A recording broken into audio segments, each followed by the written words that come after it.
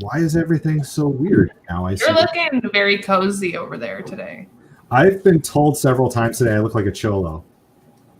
Oh, okay. All right. Only if you lean.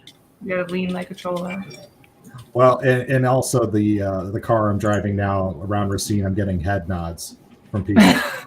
For the Malibu? What car are you driving? I have a new 2020 black Chevy Impala. It's a sweet red. I mean, you did that to yourself. Oh, I know, and I'm getting the windows tinted. You best believe. Hi, everybody. Welcome in. Welcome to the car show. Let's just do the countdown. Okay. There we go.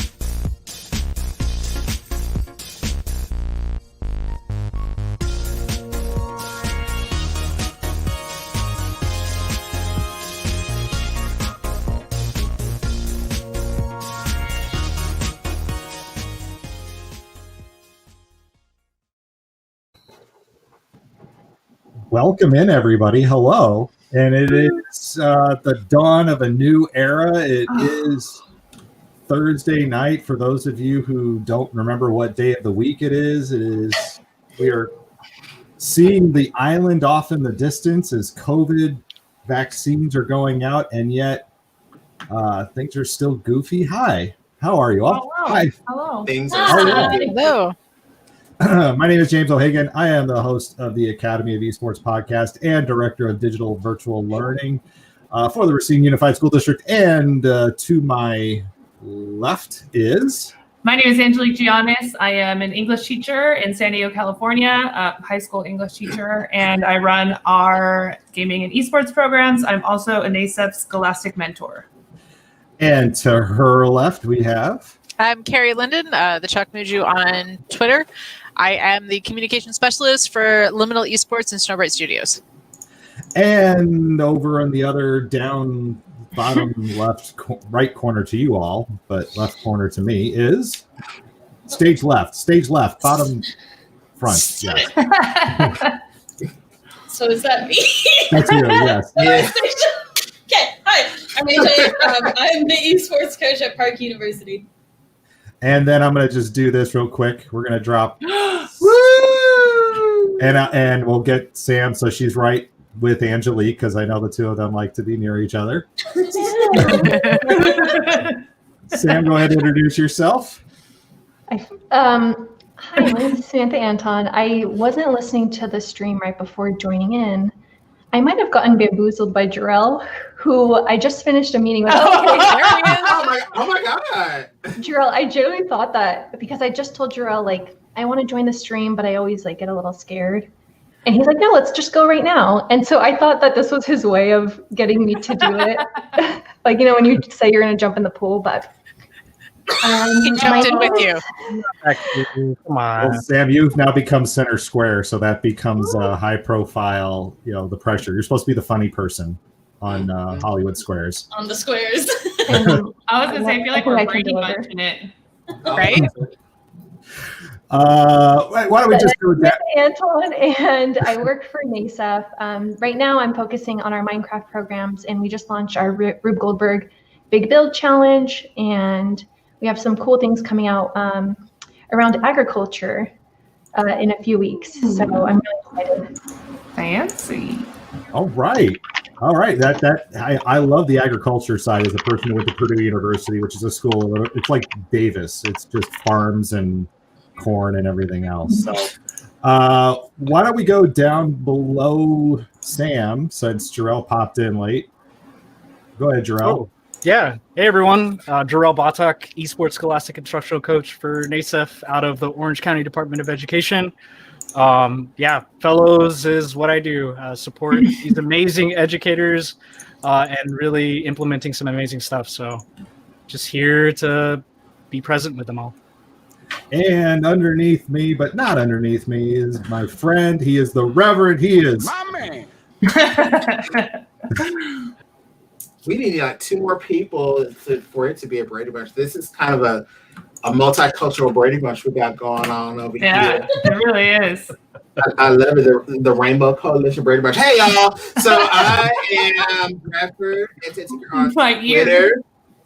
I am a NASEF Scholastic Fellow, coordinator of digital innovation in Houston, Texas for Aldi, chief learning officer for TechSev, and I am also a whole bunch of other things that I cannot even remember right now. But there you go. All the things. All the things. I'm all things through Christ. How about that? all right. Hey Sam, what is this farm thing? Can you talk about that yet? I mean, I don't think of esports and gaming and farming too. Well, Is it other like than Farm farming Bill? stuff. Is it farming simulator? Farm Bill. I don't know if. Yeah, I guess it is like Farmville. Yeah. I think you should consider maybe like mini, not challenges, journeys. No, not journeys. What's it called when you missions? Quests. Quests. Yes, quest is the word I actually was thinking. Thank you. So mini quests where you have to garden or build a farm, but there are different. It's a modified game, so there are different factors that we have added in and different objectives as well. So hopefully the whole idea though is connecting video games, esports somehow, and understanding of agriculture, biotech. There's a lot of stuff that's done to food that, genetically modified has been used pretty often. But I think now genetically engineered crop is more appropriate because things can be genetically engineered to address something that is cosmetic. It can be there's different reasons why you would genetically engineer a crop. And so we're trying to bring that into a video game essentially. And yeah, so it'll be announced February 1st. So super soon. I lived for a year as a tech director in a small Illinois farm town called Forreston. And so I got firsthand experience in farm life. I remember I had a student who came to me and said, Mr. O'Hagan, I lost my iPad case. And I go, okay, where do you think it is? He goes, well, I got off the school bus and I just got on the combine and had my iPad case sitting on the combine, and I was doing my homework while I was just driving the tractor. And I think it fell out somewhere in the field. And I said, well, can't you just go out in the field and find it? And he goes, we have 1,500 acres and it was probably baled up into some silage. And I go, so what you're telling me is you need a new case. Okay. You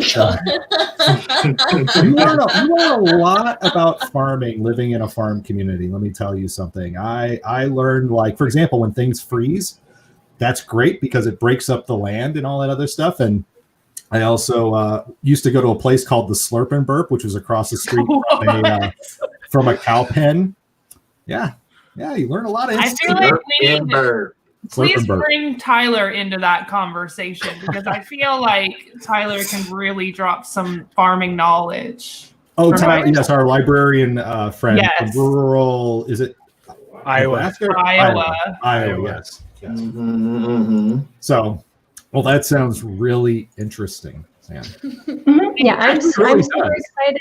I want to say more, but I partially don't want to because I'd rather it be done in the full effect. I love people to see the world and everything. So I'm super excited. I love plants. I love gardening. So this has been, for me, really exciting to be a part of. Fantastic. That sounds so much fun. I don't understand how it's going to work, but I'm very intrigued. Look at this, Sam. You're getting people all excited. You're getting buzz created. I want to farm on Minecraft. I think it's going to get the science teachers intrigued. Yeah. They're going to be really excited.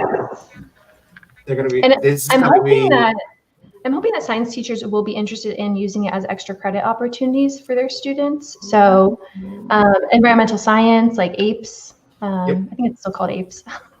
But yeah, I do think that this will be, and it's in the theme of like hour of code type of, Mhm. where you have a dedicated amount of time, you'll accomplish these objectives. Lots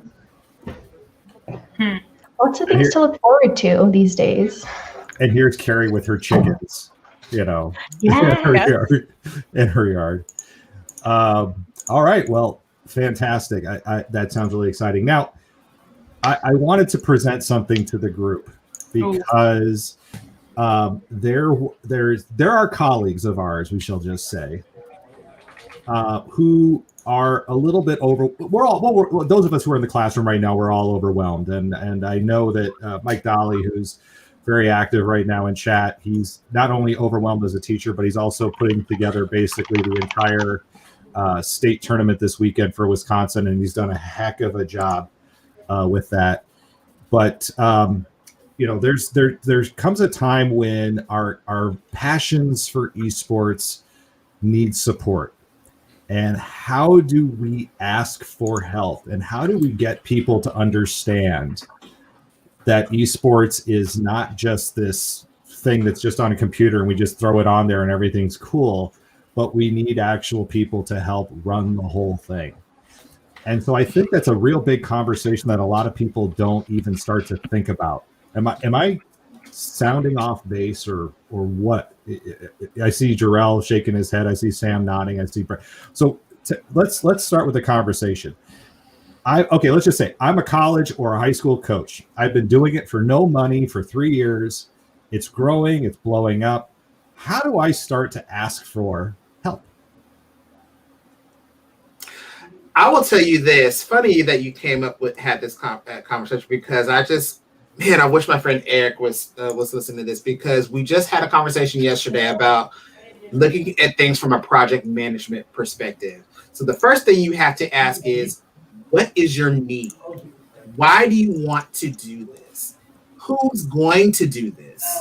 What is your timeline? There's some other things that he added there too, but you have to have people understand before you say help, because when people say help, they want things done in an instant. Help means for all the how many people are in here? 7 people that are in here. When somebody tells us help, they mean, no, I want you to do it for me. That's what help means. Let's just be honest. That's when I hear the word help, they mean, no, I need you to do it for me. It's not, well, here's the resources. Here's the video I created. Here's how I walk you through it. No, I don't want that. I want you to do it for me. I don't have time for that. That's not what my role is. I'm taking you step by step. I spent 30 minutes, an hour making all this for you. You go do it. No, you do it for me. No, that's not what we're asking. You're asking, I need you to be on my team. I need a timeline. I need your expectations. And who's all going to do what?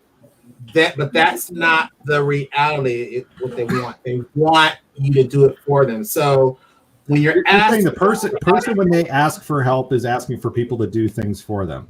Yes, especially in these think that's the way all the time. I think it depends, because on the streets right now. Yes, it is. Yes, it is. Let's just be in this. If you're in ed tech, my ed tech friends that are in here right now, help. No, do it. And those who are in ed tech right now, that is what's real in these COVID streets. In these COVID streets. But Carrie, I think you had a thought, didn't you? On this?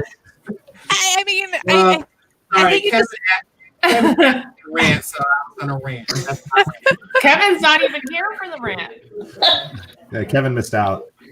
Yeah, I mean, I think it depends. I think it's a mix of people who want you to do the heavy lifting, but I think there's also an equal number of people that just want help. Like they know that they could end up reinventing the wheel, but it's easier to reach out to people who have experience in it, and they kind of just want to know they're on the right track and what am I missing. Like, I know when I reach out for help, I definitely don't want people to do it for me, but I want to make sure, like with me, especially when I'm running into roadblocks, I want to know that those are real, legitimate roadblocks. Like, does this research exist? Does this tool actually exist? Am I just not finding it? And 9 out of 10 times, because I do my research, the people that I reach out to will be like, no, that's a legitimate roadblock. You've hit it. Nobody else has gotten past it yet. That's an issue right now. There's a lack of content there. So, there's definitely a mix. Now, I think some people are exposed to different sides of that more. Like, I definitely feel like if you are in ed tech, especially if you're in ed tech within a district, people are used to you providing the fix. And so, in the nature of your position, when they reach out to you for help, it is like, hey, I need this done. And the implication is that you were the one doing it, where I think those of us that aren't in the ed tech side of things, when people reach out to us, it is more like, hey, I need feedback. I need to bounce ideas off you. I need direction. So I think where your position is can impact what type of asks you get and what the expectations are and what you provide. Well, but let's look at this. I mean, the lens I think is for example, like Bradford as a tech support, right? For teams, that I can see where you have that position of, hey, I need help, but it's really, I need you to do this for me. I think where we're coming from this is, I have grown this program. I have developed this program. I've established, all these games and things. You love seeing all the news stories about me. You love the positive press that you're getting, but I am at my wit's end. It isn't so much, I think, asking for people to come do it for you. I think it's, hey, let's really take care of this thing. And you can't just keep doing this shit on, sorry. Put it in the swear jar. 7 minutes in. You can't keep doing this stuff on a shoestring budget. It's got, we have to build this for sustainability, not for the moment of today. Yeah. See, I like where you were going there, because I like when people ask for help and they've listed everything that they have done. I've done this. I've done this. They've come to me with specific. I turned it off and turned it back on, Bradford. I rebooted Bradford. No, I think just he knows what's up now, because that's the first question he always asks everybody. Look at him. He knows that, and half the people haven't. They haven't restarted their computer in 8 months. No, I think playing off of what you're saying, James, and kind of playing off of what Bradford and Carrie are saying, Bradford and I have been having this conversation about his plan for designing and developing and scaling, right? And I think that's part of it, is you have to be super intentional even before you step into the space.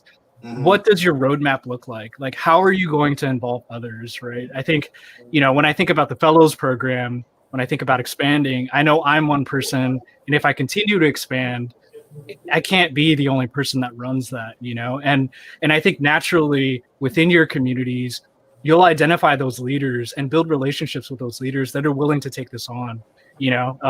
Angelique, we spent a year together as a fellow, but now moving into that mentorship role, for me, that's also a space where I can really alleviate my work and focus on other things. And, it's not just growing the fellows, but it also helps Angelique really provide a space and a platform to grow her leadership in that.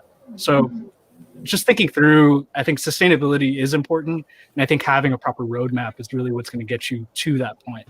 And it's also like figuring out how to involve somebody in something that you've created and you've grown, and figuring out like, okay, what are these smaller things that I can pass off for now that are easier for someone to do who's just coming into it, so then I can focus on these bigger things and being able, again, like just keeping your sanity, because you can't do everything by yourself. Yeah, and that's the kind of the point that is brought up in chat is it's easier to send an email than to go into the resource folder. Like it's, if you're going to go and Google and do the research on your own, that's going to take a lot more time than just having somebody give you the information. But that information only exists because there were people before you that went and actually did the work and the research. And I think it would behoove us to get in the habit of doing the research first. And I think, if I can jump in really quick. Oh, yes, please. I think it's really taking inventory and having an understanding of your power players and your power resources and tools. Because I think when asking for help, and Jarrell probably knows this a ton, sometimes folks are asking for help before they even know what help that they need. Yeah. And so really, having that conversation with yourself to say, okay, who do I have on my team? How can I use them to the best of my ability? Because when I think about the situation where a GM or a coach reaches their wit's end and they're like, I can't take this any further without more help, taking inventory of your power players to see how you can use them collectively to take it further. I think about school board meetings and how, as a high school student, I would go to school board meetings to fight for my high school's busing because we were a magnet school. And if they cut our buses, we would lose half of our peers because they would no longer be able to come to school. So, those peers are reaching out saying, hey, everyone, we need to go to this meeting. And that's how we all leverage together. And so there's probably people there that's never ridden the bus. There's probably people there that depend on the bus, but it's collectively building that power together to pursue a common mission that can be really powerful. Yeah. I retract my nerd button push on Sam because she said she went to board meetings and then I pushed the nerd button and I sat on the school side council. It's really impassioned, beautiful, because they don't understand riding the bus. A lot of people, and here's the thing: is as much as the things that we are doing are fun for kids. There's politics involved. You're right about inviting school board members. The things I do, I invite school board members, I invite local legislators in constantly. And when you start inviting local legislators in, guess who starts to show up? The superintendent. Principals start to show up, community members start to show up, the mayor starts to show up. It's taking those moments to you have to, unfortunately, even though you may not want to, you have to politic in this in order to grow it. That social media presence, like today, you know what I did? I sent an email to superintendent, all the principals, all the athletic directors that said, hey, every one of our teams made it to state playoffs this year. These are the teams that made it to semifinals, and these are all the kids who, in the face of a pandemic, made all state or all conference.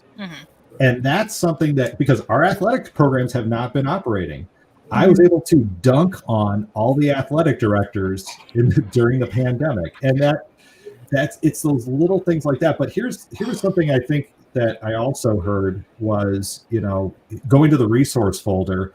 For some people, they show up to these programs, they're either hired after it's already been established.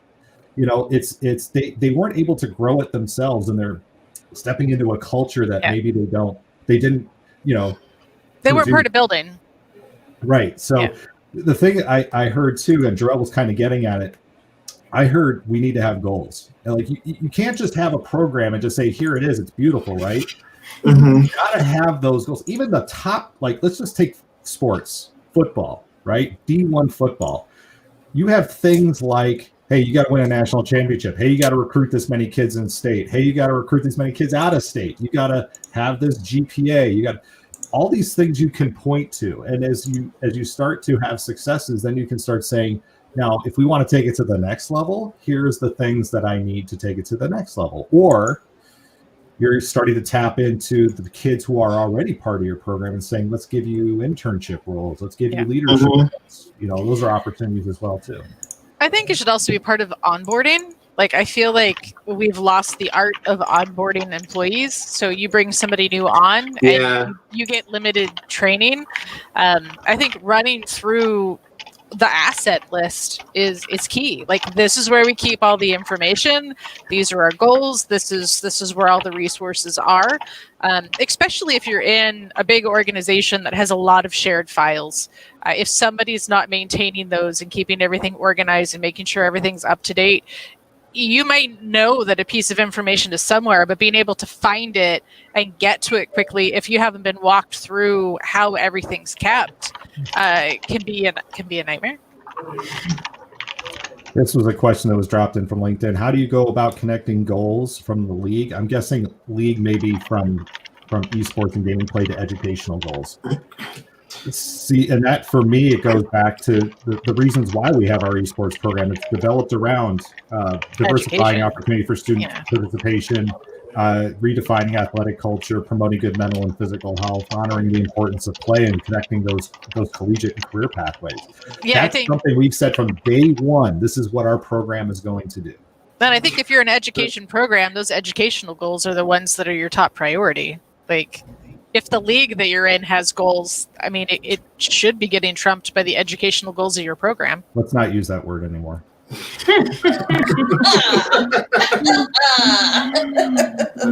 just had a flashback. Well, I was going to answer that question with what is, and I did this with my two teachers. What is your mission and vision that your district has already? Go we'll start with that. You laughing, James, but that's I'm laughing at Steve Isaacs. He called it Biden. Oh, Biden. Oh, I thought that said blended. I was reading that. Wow. Look how bad my eyesight is. And with these reading glasses on. What is the mission and vision that your district has? What is the framework? Or college. Or college, yes. But I'm talking K-12 specifically.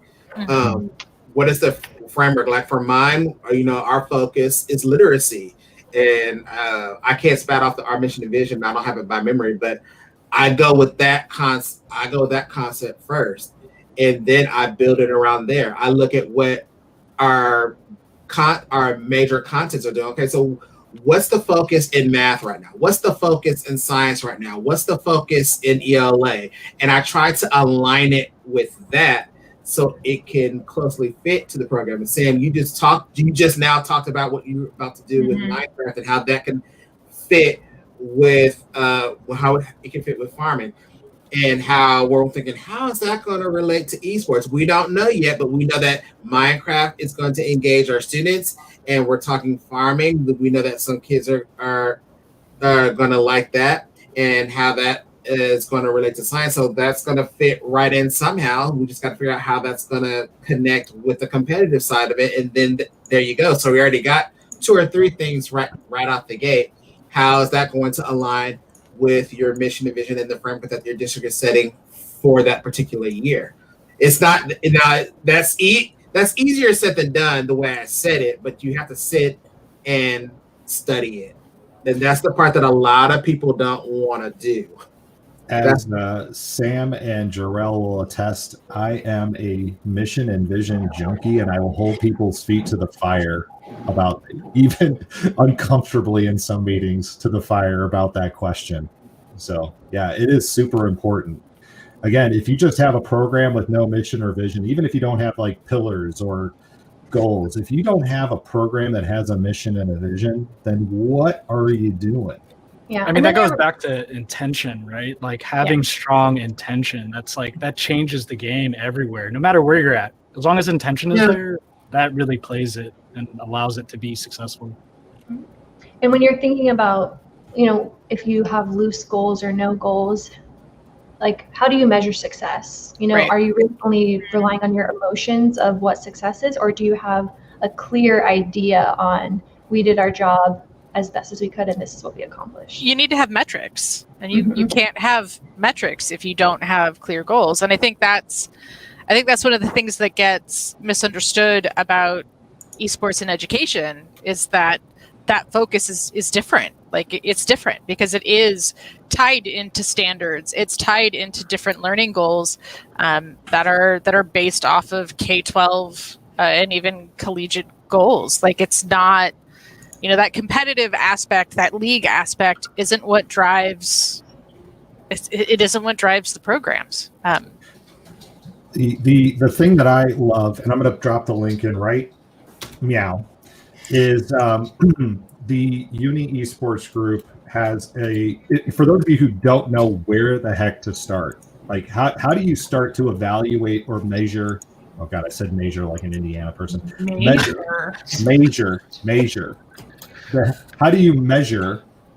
It is the we lost AJ. She had to leave at 7. She said she had to go. Yeah. Oh, dang. Okay. But there's a rubric that's in there now. It was written for collegiate, but the rubric I feel can be very easily. Oh, I have to move people around. It can be very easily modified so that you can look at this through the lens of K-12 even. It's to me, it's something that rubric that Alex McNeil and his group did with Uni Esports, I think is incredibly valuable as a starting point for a lot of people who even if they don't have a program, to have something to introduce at least the concept of, oh, this is what a good program should have. Right. And that's it. Okay. And that's Good night, it. everybody. And then the end of our stream. Yeah. Your homework. Homework is read. Your homework. So everybody turn off your cameras and then read the rubric and then turn your camera back on when you're done reading. Okay. Is that like one of the tricks? I actually went to a PD last week that she literally said that. Oh. She literally said they have turn your cameras off when you're done with the warm up or something like that. Oh. And I was like, my kids can't even have their camera off and unmute themselves without dropping out of the Zoom. So that's cute, but no.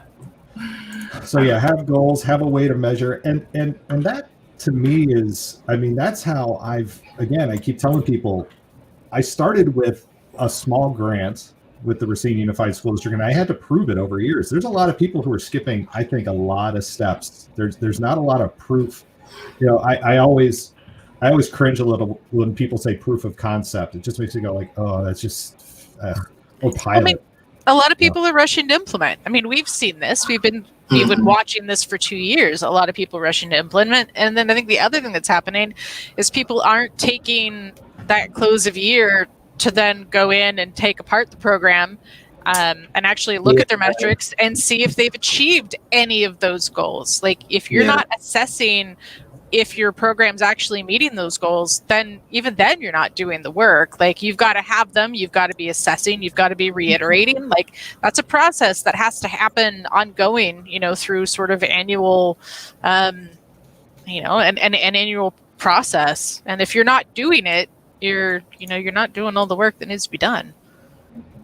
And when you have hundreds of students or just people that are underneath you, and you don't have that clear path for their experience, that's why there's such a diversity problem in this space. I mean, because it's just whoever sees this common denominator will continue to come time after time. There is no intention behind really reaching people who you want to be coming.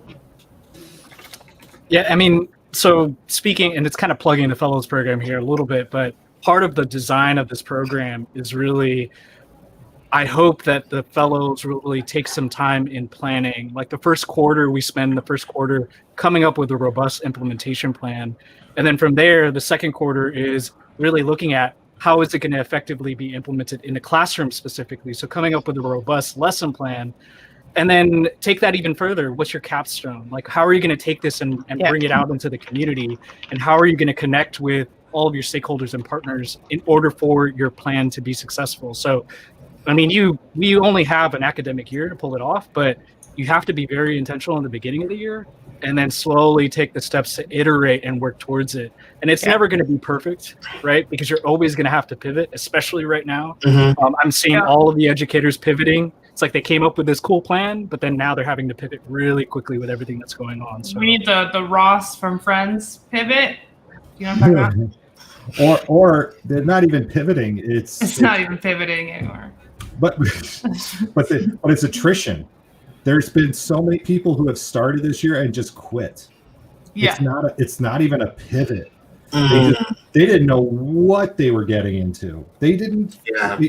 And that's why, again, we're doing this invitational with League of Legends, other than Riot changed. they're community guidelines. I paused for a second there. But we said, okay, well, let's just take their rules and let's just work with the rules. And you know what we're finding? Hey, 2 weeks, a 2-week commitment versus a 12-week commitment for some schools is a heck of a lot more palatable right now. Yeah.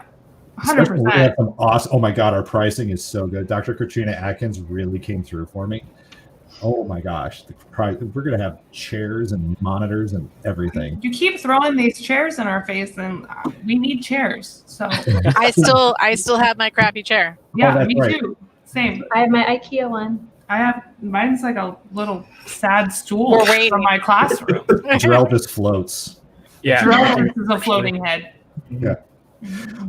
Mike Dolly asks, says, let me ask a question. How many other extracurricular programs have measurable metrics to reflect on from the beginning? I'm just going to keep doing that now. To reflect on from the beginning of the year to the end of the year. The only, when we're talking They all about, should. they Yeah, should. everything. They all should. But again, athletics, you win or you lose. There's metrics there too. Like you're looking at skill building, growth of individuals. There's a lot of metrics that you could be looking at. And if you're not, your program's not doing as good as it could. Like every single extracurricular could have metrics attached. I I'm can gonna imagine text that's my what friend it's about for. it. is the question that you're really asking with those traditional extracurricular, are we paying attention more to them? So so like with sports or band or choir, are we really paying attention to those metrics? So if somebody walks in and says, I want to do esports, now they're raising that eyebrow like, okay, now I want to see the metrics of all that, because they understand how band works, they understand how choir works, they understand how sports works, but they need to understand something like an esports program or a computer science program or any other program that's just they haven't heard before. So they're going to need that said rubric. Is that what you more or less talking about, Carrie? I mean, I think that exists. I think that's definitely why you have the expectation that we have metrics, but not, say, the theater department or choir or football. But I think if you look at schools that really excel, they essentially do have metrics for those. If you're in a theater department, there's a structured way you progress your students. You're moving them up based on scale. Like they may not have identified that they have a metric system that they're analyzing, but they are, and that's how they're able to keep everything tight and progress everybody quickly, because they are targeting certain elements, they are tracking them, and they're reassessing and reevaluating and pivoting when they need to. I think it would benefit all those program leads to be doing that consciously. And I think a lot don't. But yes, I do think that the fact that esports is so new, a lot of times those program heads are being specifically asked to provide that documentation, because it's still gaming, and gaming is still in many cases considered to be either a waste of time or potentially damaging, even though we know that the statistics and studies don't indicate that. There's still, a stigma around it in a lot of cases. So we have to combat that. Granted, again, everybody should be looking at metrics. I mean, you don't teach a class and not have your rubrics or your standards, and you're constantly measuring where people are against them. No class should exist that doesn't have that. And is that also something that I know that administrators can visually see with those traditional extracurricular activities? Because I will say, for my friend that's a program director, when it comes to CS, the fight that she's always fighting is when it comes to her advanced CS classes or any CS class. The fight that she's always dealing with is when they're trying to schedule students in, they feel like, oh, well, you're good at online, we're just going to put you in there. And she's saying, no, I have prerequisites that they must follow. If they're not strong in math, don't put them in this advanced CS class because they know how to turn on a computer or they know how to do things, but they're good at online. And she has told me this time and time again, like, you're exactly right. You wouldn't put somebody in Spanish just because of what they look like or Right. whatever else that they're gonna, whatever else nomenclatures they have. So she's having to constantly fight because of how young the kids are or whatever, that because it's computers and it's CS or whatever, that it's not a problem, just throw them in there. It's the same thing without really going through and she has to go and show, here's my curriculum, here's what they must do. You have to have these things. If they don't know, if they're not strong in math or physics or science, they can't take this class. They have to start down here. And the fight that administrators are having is, we got to schedule these kids somewhere. We don't have any room, so where are we going to put them? So it's a constant battle. It's also something new that's being added into curriculum, where like if you look at art and music, PE, and in a lot of cases science, well, we have standards. We have standards, we have rubrics, we have metrics, and yet in a lot of states, those 4 subjects aren't being taught. They're either not being taught at all, or they are certainly not being taught in any measurable way. I know that by the time I got my students in 6th, 7th, and 8th grade, very few of them had completed any of the science standards from K to 6th grade. Almost none of them. Same thing with art, same thing with in history in a lot of cases. So like, just because these classes exist, like they've been here forever. We know they benefit kids, but you know, and then it shows, like, yeah, I've had science. Like, I can sit there and go like, no, you don't, because you can't hit any of the base metrics that you should be able to hit by where you are, because these classes have not been taught with any sort of clear goals. They have not been taught in connection to the standards, and you've essentially gone your entire career at this point and you haven't learned or hit any of the milestones that you're supposed to. We don't generally let kids get away with that in English and math, but unfortunately, those are the only 2 subjects that I can consistently say are actually taught with metrics being like looked at. All the other ones are being, you know, allowed to fall through the cracks. I've even had kids that didn't have science or history taught to them for 3 years straight. None. And the schools allowed it because we needed to make sure that we hit the allotted time for the English and math. 3 years. One that Kobe said he put in chat about, you know, there's extra pressure on us for esports or gaming clubs to have, you know, goals and metrics and measurables. I agree 100%. We have this, let's put it this way. I used to say it was a Fabergé egg. I don't want to call it that anymore. Let's call it a geode, but it's an uncracked geode. You have a hole drilled in, and you and I, all of us here, we've looked in that geode and go, look how beautiful this is.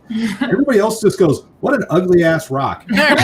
No, really. If you look in here, it's beautiful. And people go, no, I'm not going to take the time to look in there. Just, you're telling me it's beautiful. Fine. It's a real expensive rock. We have to show them the really expensive, beautiful inside of this, what looks like an ugly rock on the outside. And the way we do that is speaking the language that a lot of, because they're not going to necessarily understand, you know, the games and all this stuff. School leaders understand graduation rates. They understand fluencies. They understand grades. They understand, you know, it's hard to quantify mental health or engagement, but it's amazing how many kids still in this time, when we were able to point and say, look at all these kids who are participating in something extracurricular right now. And I can say this, we had this many kids. We didn't even have a JV team this year. We just figured, let's just focus on varsity. We've got limited resources. We don't want to try to tax the community too much.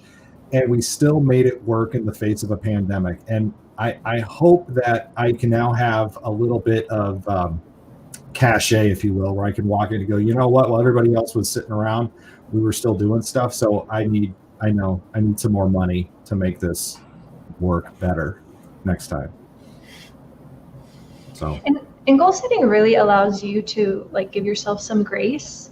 You know, if your goals by the end of this year are these things, if you go above and beyond and you achieve more, that's great. But at least then, you know, because I think there's always a pressure of I'm not doing enough. Yeah. And if you focus on what you are doing, then that really can at least give you like the emotional confidence that at the end of the year, you even if you didn't hit this one goal, these are all the other goals that you did hit. And because you had this conversation with yourself or with your team, you know how to at least approach addressing it. Yeah. So that this time next year it's different.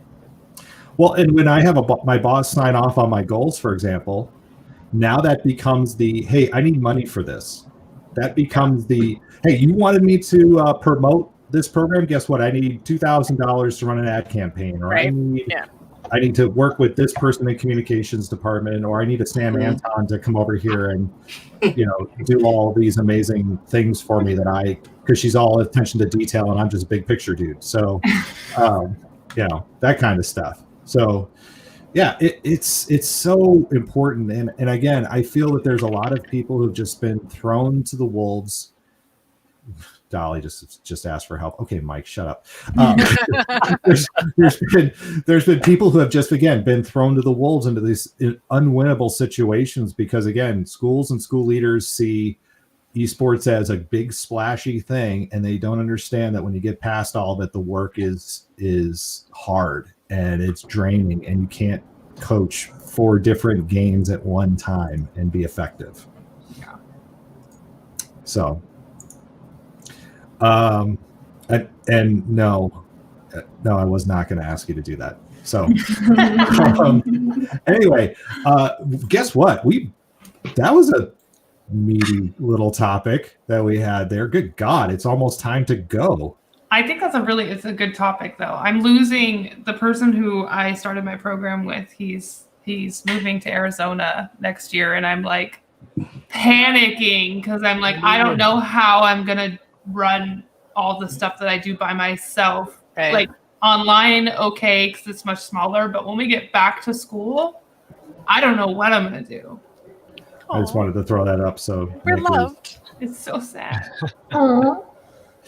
Well, Angela, you and I can talk about that in the 101st episode of the Academy of Esports. We will be recording that on the 26th. Awesome. Yeah, we'll be recording it live, but then I'll take the videos down so nobody can see it until after we. And is Sam? Are you going to do a walk on for that? Or are you just going to pop in and then just go, hey, and then just leave? No, Well, Sam's my manager. Oh my gosh, that's so. I was going to say I have access to Angelique's calendar. Don't tell her. All right. Well, I guess does anybody else have anything major for tonight? I'm. How's everyone doing this week? I only had one. I only yelled at about 60 people once this week. Okay. Wow. I gave my first timed writing today, but it's not really timed writing. They had to start it in class and turn it in by tomorrow night. And I talked about it for about 30 more. Yeah. Is due by Friday at 11:59. I got a phone call real quick. In hindsight, I should have used the karaoke mic because 30 minutes into class after I had presented all this information, I said, okay, go, start your time writing. I'm going to watch you guys and we'll come back. No, even worse. 5 minutes later, I had a kid unmute their mic and say, wait, so what are we supposed to be doing? And I was like, there's always one. There's one in every class. Every class. But I don't know. Teaching's all right. I feel like I see the light at the end of the tunnel. I just want to get back to my classroom. I was yelling at people because just like you see the light at the end of the tunnel, we see the island in the distance and we're on the raft. And there's so many people who just want to jump off the raft and swim to the island. It's like, no, let's just stay on the raft. Stay on the raft. We'll get there.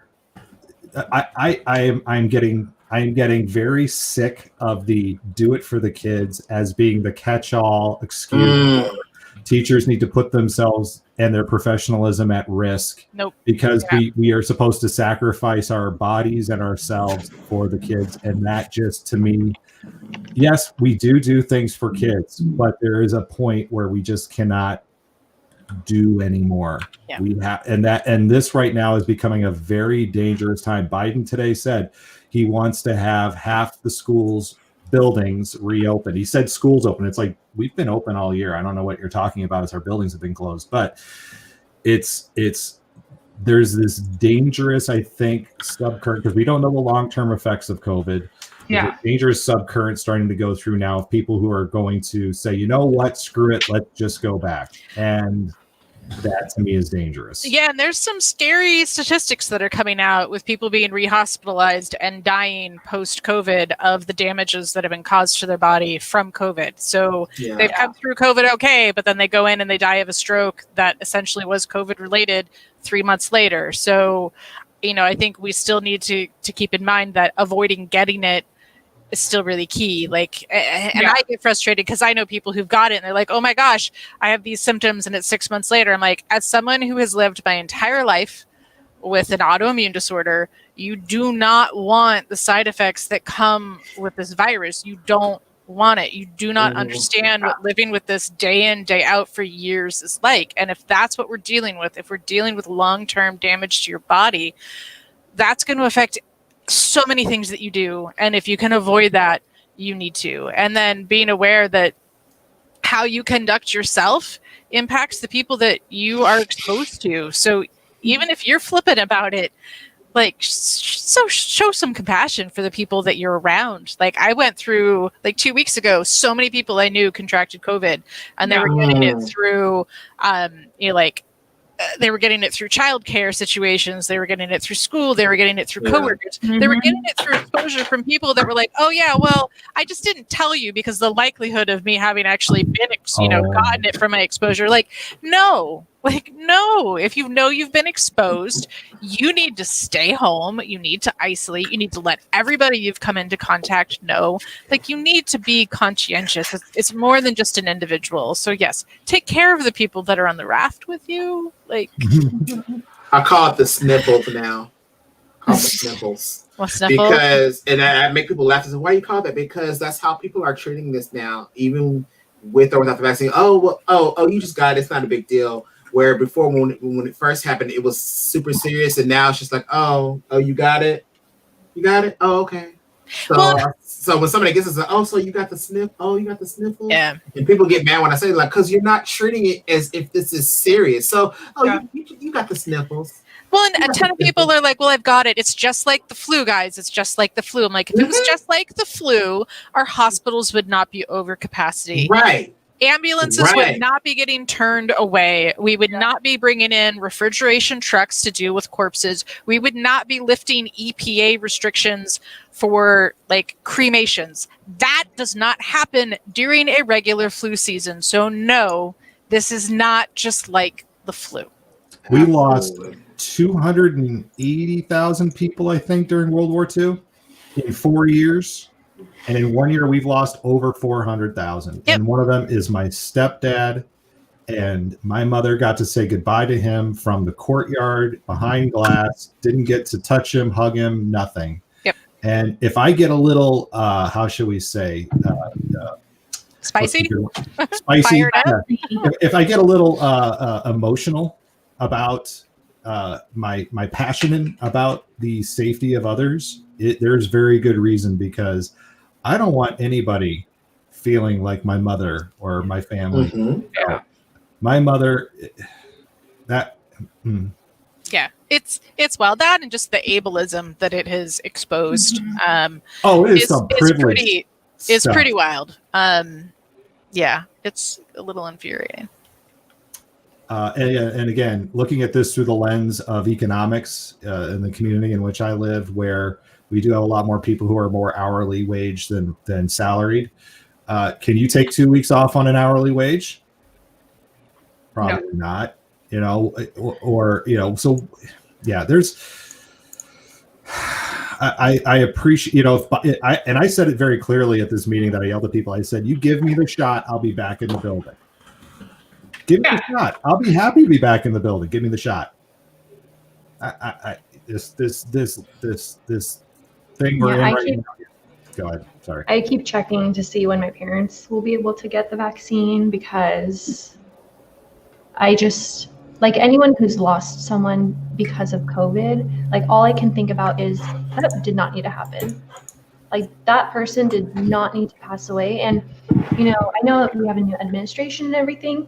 I truly think that all the politicians are at fault for how bad things were. Like, you're really going to tell me that you all couldn't get this handled? Like, no, like, you all were tossing a hot potato around and people died. Like, people literally have died. And so it's so interesting how people have become so desensitized to loss. Yeah. So I don't think anyone should be going back into school without vaccines. Like, 10 out of 10 hard stop. No, that's we still don't have vaccines for kids. Yeah. Yeah. Like, the kids, we would be going back to school with only the adults vaccinated. The kids can't be vaccinated. So, Well, 5 minutes. Let's pick it up a little bit. Let's say something good and fun. Cheese. Jarrell, you got a final fun thought or something? You know, it's funny because I'm talking to all these people and we're all going through a lot. I just want to play with y'all. Let's just have some fun. Let's just play some games. Let's just enjoy ourselves and celebrate the moment that we're experiencing right now. So yeah, I guess that's my final thought. Just try to find and reconnect with that play and curiosity right now, because that's too important. Oh yeah. Carrie. you know, just continue to be around for one another. And I think for me, I think like this week has obviously brought a large change for our nation. I think people need to not get complacent. Like, we still have a ton of work to do. So if you were somebody who was like, I've got learning, I've got re-education, I've got like progress that we need to be made. Like, a lot of people were on that boat early of 2020. Just because we have a new president doesn't mean that work has gone away. Like, you know, systemic racism still exists. Homophobia still exists. Sexism is still rampant. So please don't sit back on your laurels. Do the work. The work still needs to be done. Angelique? Oh, gosh. I just downloaded the Jackbox Party Pack 7. Yay. And it's got moderation tools, and that's why I got it. Which is pretty cool. I'm gonna try it out with my classes. So like, you can log in just like Jackbox TV. You can log in as a moderator, so I can have a moderator screen, and I can filter all of the stuff that they type, which I trust them, but they're teenagers, so you never know, and they don't know me. But anyway, so I'm very excited to try that out with my students, hopefully soon. There's a game called Talking Points. Have any of you guys played it? I think I have played this pack. I think there's one where there's like a category and you vote each person as like, so maybe it's like Dark Knight actors. It's like who's Christian Bale, who's so-and-so. Oh, I haven't played that one. Okay. But so the Talking Points one is you're paired with someone and you have to give a speech on a random topic that someone else generated. And the other, your partner is changing the slides and making the slides for you before you see them. And I'm like, that is so That's great. awesome. That's really fun. So I'm going to make my students give random speeches. That's hilarious. We used to use speech sticks. It's like a digital version of that. That'd be great. That's cool. But you can like change. We got to try it. I want to try it with you guys first because you're safer. Are we sure about that? But I mean, yeah, well, like, you know what I mean. Not, it's we don't have to be safe. Yeah. Not like when I don't have to be a teacher. Yeah. So. I forgot what it was, Sam, we were doing. We were having some Jackbox game and we included my 12-year-old. Yes. That was on. Oh, no, that was yours, Carrie. That's that was on the Snow Bright. Yeah. Yeah. And we had my good kid. And she still dropped something inappropriate. Yeah, I do not include my child on any work broadcast. My child has a wicked sense of humor, and it is always just over the line. Yeah, and see, that's why I wanted the moderation, because it get a little too spicy. Like one of my kids suggested that I play Ariana Grande 34 plus 35. And I said, excuse me, 15-year-old. You can't play that. I know. Like, you can bump that in the car on your own, but you can't play that. They wanted me to play that as the opening song to class. I was like, What? You know I keep it squeaky. I'm not playing that. Now you got people in the chat line. What's that you keep it squeaky? Yeah. Look it up. Squeaky. Look it up. Sam. I'm kind of on the same boat as Carrie, and I actually took some time to reflect on the last 4 years and journaled a little bit. And I think moving forward, I want to embrace and just make things so uncomfortable, because I think for many years I've made other people I've allowed things to slip by and whatnot. And I'm a peacekeeper. I don't really like starting fights, so. Now I'm uncomfortable with what you all say. I'm uncomfortable with people being racist. I'm uncomfortable with people being sexist. And so I think I just need to really empower myself a lot more to make people uncomfortable when they should be uncomfortable. The other side of the coin should not be the ones that are uncomfortable. It should be you. So hell yeah. Bradford. I think what all four you said is great. I wish I could have said all that.